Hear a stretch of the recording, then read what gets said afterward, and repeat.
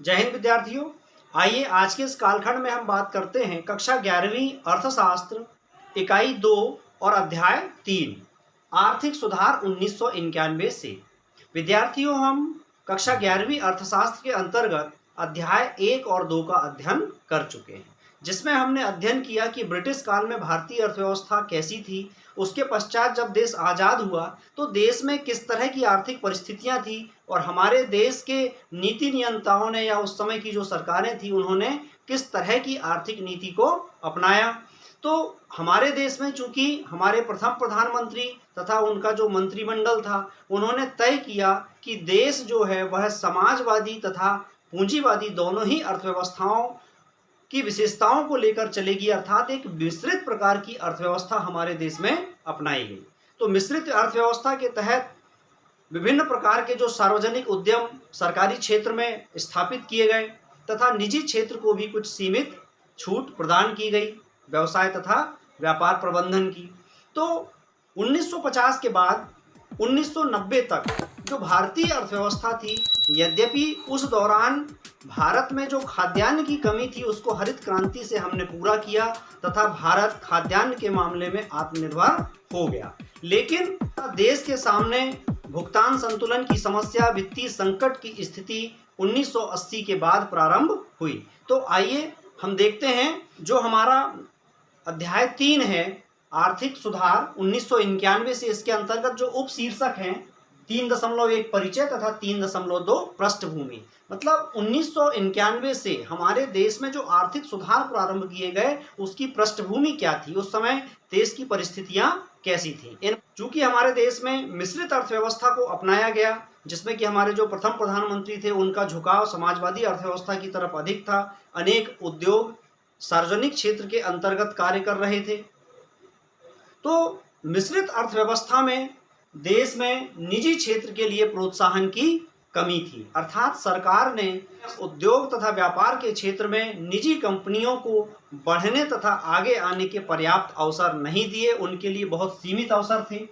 दूसरा, सार्वजनिक उपक्रमों का अकुशल प्रबंधन। उस समय जो सार्वजनिक उपक्रम काम कर रहे थे, अगर हम कुछ को छोड़ दें, कुछ मतलब ऐसे सार्वजनिक उपक्रम जिनका कि उस व्यवसाय में एकाधिकार था, जैसे कि पेट्रोलियम कंपनियां, रेलवे, तो जिन क्षेत्रों में सरकारी उपक्रमों का एकाधिकार था वो तो ठीक ठाक काम कर रहे थे, लेकिन शेष जो उपक्रम थे वह अपने कुप्रबंधन के कारण घाटे में चल रहे थे।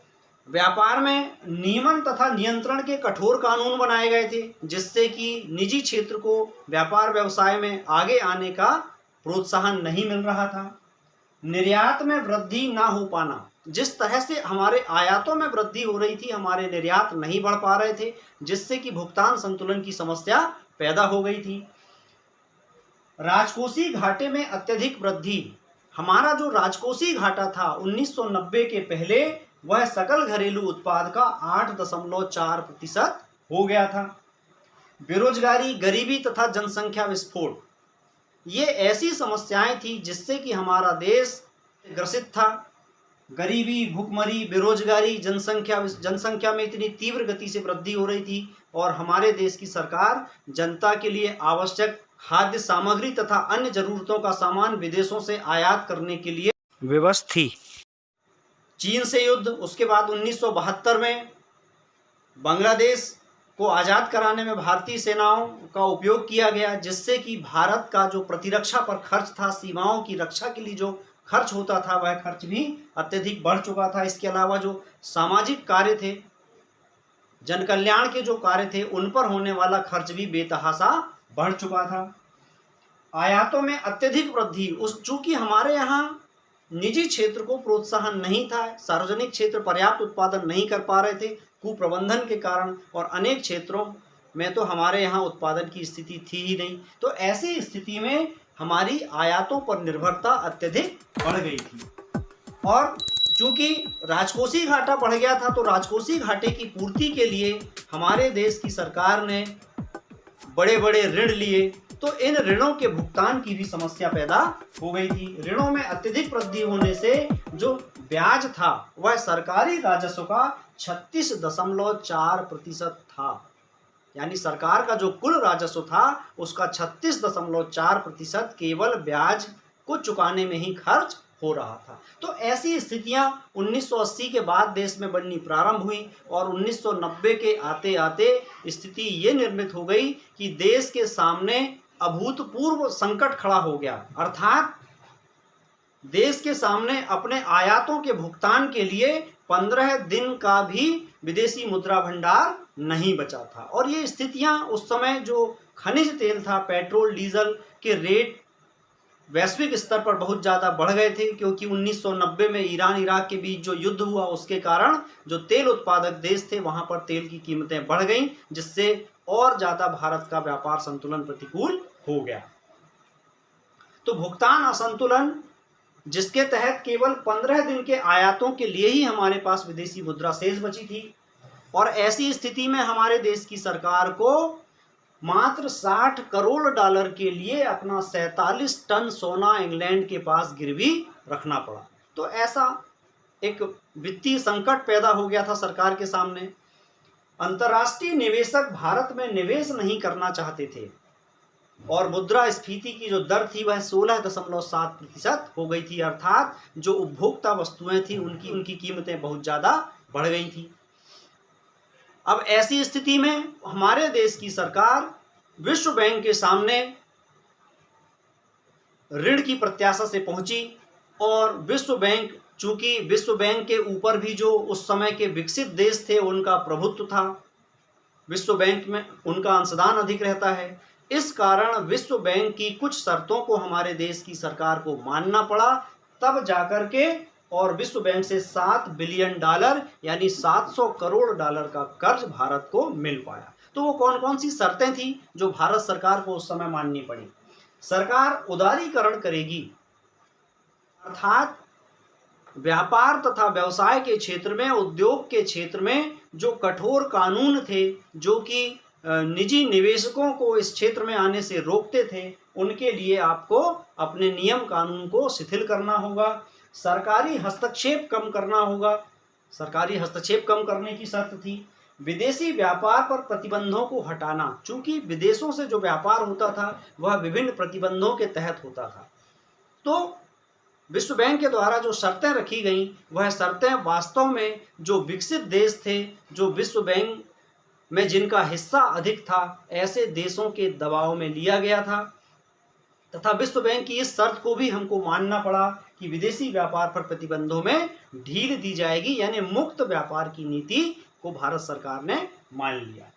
तब जाकर के भारत को 7 बिलियन डॉलर का ऋण मिल पाए।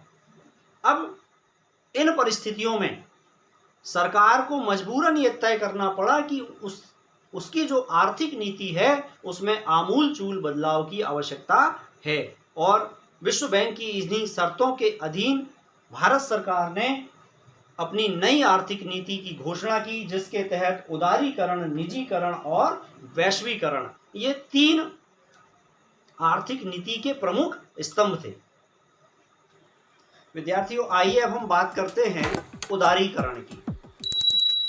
आज़ादी के बाद देश में आर्थिक क्षेत्र के विनियमन के लिए जो कानून कायदे बनाए गए, ये कानून कायदे ही देश के आर्थिक विकास तथा समृद्धि की राह में बाधक बन गए। तो 1991 की जो नई आर्थिक नीति है, उस आर्थिक नीति में उदारीकरण की नीति अपनाई गई। तो आर्थिक उदारीकरण में ऐसे कौन कौन से काम किए गए, हम इन पर चर्चा करते हैं।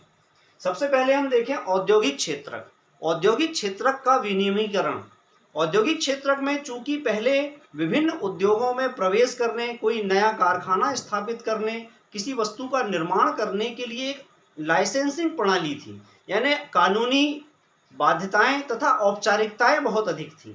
तो इन औपचारिकताओं को कम करके तथा विभिन्न क्षेत्र जो कि पहले केवल सार्वजनिक क्षेत्र के लिए यानी सरकारी क्षेत्र के लिए ही आरक्षित थे, तो ऐसे क्षेत्रों को भी निजी क्षेत्र के लिए स्वतंत्र कर दिया गया, अर्थात उद्यमी इन वस्तुओं के उत्पादन में भी अपनी स्वयं की निर्माण इकाई या उद्योग प्रारंभ कर सकते थे। लाइसेंसिंग व्यवस्था को खत्म करना, जो अफसरशाही थी, अफसरशाही के कारण किसी उद्यमी को उद्योग स्थापित करने के लिए तथा आवश्यक अनुमतियां लेने के लिए बहुत परिश्रम करना पड़ता था, चक्कर काटने होते थे, तब जाकर के उनको लाइसेंस मिलता था। साथ ही उस वस्तु के उत्पादन की मात्रा तथा उसकी कीमत पर भी अनेक प्रकार के प्रतिबंध हुआ करते थे। तो 1991 के जो आर्थिक उदारीकरण में विभिन्न उद्योगों के लिए जो प्रतिबंध थे, जो लाइसेंसिंग प्रथा थी, उसको समाप्त कर दिया गया तथा केवल 6 क्षेत्रों को सार्वजनिक क्षेत्र के लिए आरक्षित रखा गया। वो क्षेत्र कौन कौन से थे? एल्कोहल तथा सिगरेट यानी मादक पदार्थ। मादक पदार्थों के उत्पादन पर 1991 की आर्थिक नीति में भी सरकारी नियंत्रण रहा। इसी तरह जोखिम भरे रसायन तथा औद्योगिक विस्फोटक, इलेक्ट्रॉनिकी, विमानन, वायु यातायात तथा औषधि भेषज अर्थात दवाइयों के उत्पादन में, दवाओं का निर्माण करने के लिए तथा विमानन के क्षेत्र में ऐसे जो 6 क्षेत्र हैं, इन 6 क्षेत्रों को सार्वजनिक निर्माण इकाइयों के लिए आरक्षित रखा गया। शेष सभी क्षेत्रों को मुक्त कर दिया गया, यानी किसी भी क्षेत्र में कोई व्यवसायी या उद्यमी अपना उद्योग स्थापित कर सकता था तथा जो लाइसेंसिंग प्रणाली थी उसको भी सरल कर दिया गया। वर्तमान में केवल सरकार ने 3 क्षेत्रों को ही सार्वजनिक कंपनियों के लिए आरक्षित रखा हुआ है, जैसे कि प्रतिरक्षा उपकरण के कुछ अंश या सैनिक साजो सामान जो प्रतिरक्षा में काम आते हैं, सैनिकों के काम आने वाली जो चीजें हैं या उपकरण हैं, उन उपकरणों के निर्माण में सार्वजनिक क्षेत्र अभी भी एकाधिकार की स्थिति में है। दूसरा परमाणु ऊर्जा उत्पादन तथा तीसरा रेल परिवहन। ये 3 क्षेत्र ऐसे हैं जो वर्तमान में भी सार्वजनिक क्षेत्र के लिए आरक्षित हैं। अब हम बात करते हैं वित्तीय क्षेत्रक। वित्तीय क्षेत्रक में क्या क्या सुधार किए गए? वित्तीय क्षेत्रक अर्थात जो विभिन्न व्यावसायिक बैंक हैं, निवेश बैंक हैं, स्टॉक एक्सचेंज है, इन पर नियंत्रण तथा नियमन का कार्य करता था रिजर्व बैंक। रिजर्व बैंक ही तय करता था कि कोई बैंक कितनी मात्रा में नकदी रखे, ब्याज की दर क्या हो। आज भी ब्याज दर का निर्धारण केंद्रीय बैंक ही करता है, हमारा रिजर्व बैंक ही करता है, लेकिन अब रिजर्व बैंक की जो भूमिका है वह नियंत्रक की ना होकर के एक सहायक की हो गई है। तो रिजर्व बैंक को नियंत्रक के स्थान पर सहायक की भूमिका दी गई। विभिन्न मामलों में जैसे कि नई शाखाएं खोलना, तो रिजर्व बैंक की अनुमति के बिना भी विभिन्न व्यावसायिक बैंक अपनी शाखाएं खोल सकते हैं। इसके साथ ही बैंकिंग क्षेत्र में एक और उल्लेखनीय कार्य किया गया कि जो प्राइवेट बैंक है, उन प्राइवेट बैंकों को भी इस क्षेत्र में आने की अनुमति दी गई। आज आप देखते हैं कि कुछ प्राइवेट बैंक जैसे कि axis bank, ICI bank, HDFC bank, ऐसे इंडसइंड बैंक, बहुत सारे प्राइवेट बैंक जो हैं वो बैंकिंग व्यवसाय कर रहे हैं तथा लोगों को बैंकिंग सुविधाएं प्रदान कर रहे हैं। तो निजी क्षेत्र के बैंकों को भी अनुमति दी गई। साथ ही बैंकों में विदेशी पूंजी की जो सीमा थी उसको बढ़ाकर के 50% कर दिया गया। विदेशी निवेश बैंक, व्यापारी बैंक, म्यूचुअल फंड तथा पेंशन कोष जो विदेशी संस्थाएं थीं, विदेशी बैंक थे, उनको भी भारतीय बाजारों में निवेश करने की अनुमति दी गई।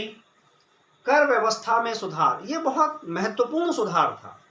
उस समय तक 1990 के पहले तक हमारे देश में जो प्रत्यक्ष कर हुआ करते थे उसकी दरें बहुत अधिक हुआ करती थी। प्रत्यक्ष कर में जैसे कि आयकर की दरें बहुत अधिक थी। इसी तरह निगम कर। तो इस प्रकार जब किसी देश में कर की दरें बहुत अधिक होती हैं तो कर अपवंचन की संभावना भी होती है, कर चोरी की संभावना भी होती है। तो देश में कर चोरी के कारण क्या होता था कि सरकार को इन प्रत्यक्ष करों से अपेक्षित धनराशि प्राप्त नहीं होती थी। इसलिए कर सुधारों के अंतर्गत प्रत्यक्ष करों की दरों में लगातार कमी की गई। प्रक्रियाओं का सरलीकरण, साथ ही इन करों को चुकाने की जो प्रक्रिया थी उस प्रक्रिया का भी सरलीकरण किया गया, जिससे कि जो आम करदाता है आसानी से अपने कर का भुगतान कर सके। साथ ही जो अप्रत्यक्ष कर हैं, अप्रत्यक्ष करों के मामले में जैसे कि उस समय वैट टैक्स, सेल टैक्स इत्यादि लगते थे। आजकल आप देखें कि एक ही प्रकार का टैक्स है जो पूरे देश में एक प्रकार की वस्तु पर पूरे देश में एक समान रूप से लगता है, जिसको कि हम कहते हैं जीएसटी। यद्यपि जीएसटी ये 2016 में आया तथा 1 जुलाई 2017 से इसको लागू किया गया, अर्थात वस्तु एवं सेवा कर। तो पूरे देश में एक समान कर व्यवस्था अपनाई गई और यह भी 1991 की जो आर्थिक सुधार की नीति थी उसी का एक हिस्सा था। अगला बिंदु है विदेशी विनिमय सुधार। चूंकि 1990 1991 में भारत में भुगतान संतुलन की समस्या पैदा हो गई थी। हमारे पास वित्तीय संकट था, हम अपने 15 दिन के आयातों का भी भुगतान कर पाने की स्थिति में नहीं थे। ऐसी स्थिति में सरकार ने क्या किया, 1991 में रुपए का अवमूल्यन कर दिया। मतलब अन्य देशों की मुद्रा के मुकाबले भारतीय मुद्रा के मूल्य को कम करना, इसे कहते हैं अवमूल्यन। तो अवमूल्यन करने से क्या हुआ कि हमारे देश में जो होने वाले आयात थे, आयात हतोत्साहित हुए तथा हमारे देश के जो दूसरे देशों के लिए जो हमारा निर्यात होता था, दूसरे देशों को हमारा निर्यात सस्ता पड़ने लगा, जिससे कि निर्यातों में वृद्धि हुई। तो इस प्रकार रुपए का अवमूल्यन करके निर्यातों में वृद्धि करने का प्रयास किया गया। विनिमय दर को बाजार पर छोड़ना, उस समय तक हमारे देश में स्थिर विनिमय दर प्रणाली को अपनाया गया था, यानी सरकार का नियंत्रण होता था विनिमय दर पर। लेकिन 1990-91 के पश्चात विनिमय दर को बाजार की शक्तियों पर स्वतंत्र छोड़ दिया गया, अर्थात विदेशी विनिमय की मांग और पूर्ति के आधार पर विनिमय दर का निर्धारण होने लगा है। व्यापार और निवेश नीति, चूंकि विदेशी व्यापार में विभिन्न प्रकार के प्रतिबंध थे, आयातों पर प्रतिबंध थे, निर्यातों पर मात्रात्मक प्रतिबंध थे, तो विभिन्न प्रकार के प्रतिबंधों को समाप्त करके और व्यापार को कैसा कर दिया गया, मुक्त कर दिया गया। इससे चूंकि बहुत सारी कंपनियां उत्पादन तथा वितरण और मूल्य के मामले में एक दूसरे से प्रतिस्पर्धा कर पाई, और प्रतिस्पर्धा के कारण क्या हुआ कि जो कंपनियां थी उनमें कार्यकुशलता में वृद्धि हुई। साथ ही आधुनिक प्रौद्योगिकी को अपना करके कंपनियों ने अधिक उत्पादन तथा अच्छी गुणवत्ता का उत्पादन करने का प्रयास किया, जिससे कि देश के निर्यात बढ़ सके। तो इस प्रकार व्यापार तथा निवेश के क्षेत्र में भी व्यापक सुधार किए गए। 1990 के पहले तक भारत क्या करता था कि अपने जो घरेलू उद्योग थे उनके संरक्षण के लिए विभिन्न प्रकार की वस्तुओं के आयात पर मात्रात्मक प्रतिबंध लगाए गए, साथ ही प्रशुल्क की दरें उच्च रखी गई, कस्टम ड्यूटी जिसे हम कहते हैं, यानी आयात शुल्क की दरें बहुत अधिक थी। तो 1991 के आर्थिक सुधारों में इन शुल्कों को कम कर दिया गया, साथ ही जो मात्रात्मक प्रतिबंध थे उन मात्रात्मक प्रतिबंधों को भी समाप्त कर दिया गया। तो कौन कौन से कार्य इसमें किए गए, देखिए, आयात और निर्यात पर मात्रात्मक प्रतिबंधों की समाप्ति एक महत्वपूर्ण बिंदु। दूसरा, प्रशुल्क की दरों में कटौती, जो कस्टम ड्यूटी थी, कस्टम ड्यूटी की दरों में भी बहुत कमी की गई, जो पहले 200-300% थी उसको घटा करके बहुत कम कर दिया गया। आयातों के लिए लाइसेंस प्रक्रिया की समाप्ति, केवल कुछ हानिकारक तथा जो पर्यावरण संवेदी पदार्थ थे, जो पर्यावरण को नुकसान पहुंचा सकते थे, ऐसे पदार्थों के आयात पर मात्रात्मक प्रतिबंध जारी रहे या लाइसेंसिंग प्रणाली जारी रही। शेष सभी आयातों के लिए लाइसेंस प्रक्रिया को खत्म कर दिया गया। और अप्रैल 2001 से कृषि पदार्थ और औद्योगिक उपभोक्ता पदार्थों के आयात पर भी मात्रात्मक प्रतिबंध को समाप्त कर दिया गया। तो अब कृषि पदार्थों का भी आयात हमारे देश में किया जा सकता है। आप देखें कि इस तरह के जो आर्थिक सुधार थे, इन आर्थिक सुधारों से भारतीय अर्थव्यवस्था तथा भारतीय बाजारों में रौनक आई, लोगों को विदेशों में बनने वाली चीज़ें, उपभोक्ता सामान पहले से कम कीमत पर मिलने लगे, टीवी, फ्रिज, जो उपभोक्ता सामान होते हैं घरों में काम आने वाली चीज़ें, ये अधिक से अधिक लोगों तक पहुँचे। अर्थव्यवस्था में धन का प्रवाह बढ़ा तथा आर्थिक विकास में निश्चित ही वृद्धि हुई। लेकिन इसका एक सबसे बड़ा दुष्प्रभाव ये हुआ कि आयातों का मात्रात्मक प्रतिबंध हटाने से तथा प्रशुल्क की दरों में कमी करने से हमारे देश में आयातों की बाढ़ आ गई तथा विभिन्न देशों से हमारा आयात और निर्यात का जो संतुलन है, हमारा जो व्यापार संतुलन है, वह गड़बड़ा गया है। आप देखें कि वर्तमान में हमारा जो देश है, चीन से बहुत सारी सामग्री आयात करता है। चीन की भारतीय बाजारों में बहुत गहरी पैठ बन चुकी है। हम चाहकर के भी चीनी सामानों के आयात को प्रतिबंधित नहीं कर सकते हैं, क्योंकि इस मुक्त व्यापार की नीति के कारण प्रत्येक देश बाध्य हैं कि उनको अपने देश में मात्रात्मक प्रतिबंधों को खत्म करना होगा। तो इस प्रकार हमारे देश में हम देखते हैं कि चीनी सामान तथा बहुत सारा जो विदेशी सामान है वो उससे बाजार भरे पड़े हुए हैं। अब लोगों में जागरूकता आ रही, तथा हमारी जो वर्तमान सरकार है, वर्तमान सरकार भी मेक इन इंडिया कार्यक्रम के तहत जो कंपनियां विदेशों से भारत में आयात करके सामान बेचती थी, उनको अब देश में ही निर्माण करके तथा देश में ही उत्पादन करके और बेचने के लिए प्रेरित किया गया है, तथा बहुत से उद्योगों की स्थापना भी हुई है। तो विद्यार्थियों, इस प्रकार जो 1991 की नई आर्थिक नीति थी, उसके तहत उदारीकरण पूरे देश में लागू हुआ। और विद्यार्थियों, आज के इस कालखंड में हमने 1991 की नई आर्थिक नीति, जिसके तहत उदारीकरण के बारे में जाना। अपने आगामी कालखंड में हम निजीकरण तथा वैश्वीकरण के बारे में पढ़ेंगे। लेकिन हमारा आपसे आग्रह है कि अगर आप हमारे YouTube चैनल पर नए हैं तो हमारे चैनल को सब्सक्राइब अवश्य कर लें, क्योंकि जो चैनल के व्यूज़ आते हैं उसमें हम देखते हैं कि हमारे बहुत सारे दर्शक जो हैं, लगभग 85% दर्शक जो हैं, उन्होंने चैनल को अभी तक सब्सक्राइब नहीं किया है। तो बहुत अच्छा होगा अगर आप हमारे चैनल को सब्सक्राइब कर लें तथा बेल आइकन को क्लिक कर लें, जिससे कि आपको हमारे नए नए वीडियोस की नोटिफिकेशन प्राप्त होती रहे। तो मिलते हैं अपने अगले वीडियो में, तब तक के लिए नमस्कार, जय हिंद।